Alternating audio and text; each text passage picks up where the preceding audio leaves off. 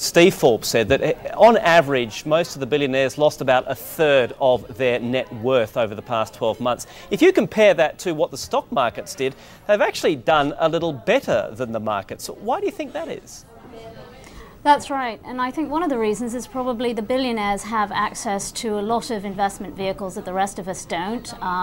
You know, for instance, the best performing hedge funds are probably, open to the super rich, whereas the mom and pop investor probably can't get into them. Okay, so basically it really is a rich man's or rich person's club. There are two people I want to talk about specifically now, Michael Bloomberg and Oprah Winfrey. Michael Bloomberg was the only person in the top 20 to actually have increased his wealth, and Oprah, one of the very few, both to increase her wealth and her standing in the rankings. What's the secret of these two? Well, Michael obviously was able to buy, the stake that Merrill Lynch held in his company at a fire sale price last summer, and did very well as a result of that.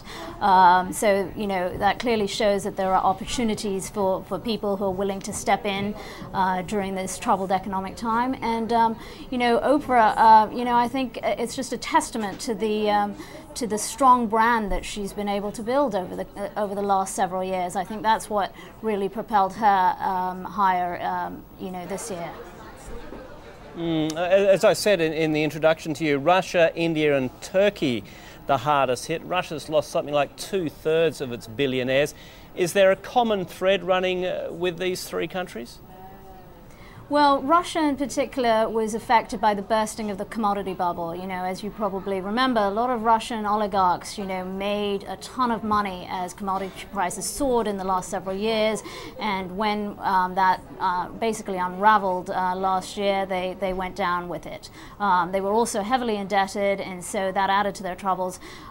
With the Indians, you had a lot of them invested in public companies. Anil Ambani, he was our biggest gainer last year, and this year he was our biggest loser. He had a lot of public company investments, and particularly a big telecoms investment, and that really hurt him.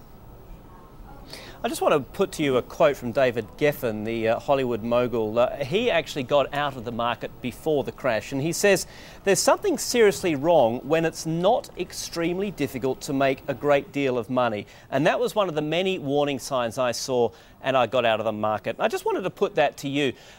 It was easy to make money. Was that one of the great big warning signs that most of us missed in this lead up to the crash? I think Geffen is absolutely right. There were lots of little signals along the way. He also mentioned that it was getting harder to get on the Forbes 400 list, and that was another sign.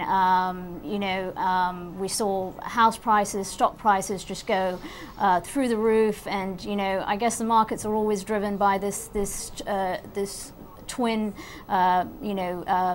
trait of fear and greed, and for a long while greed overtook us, and now we're in the throes of fear.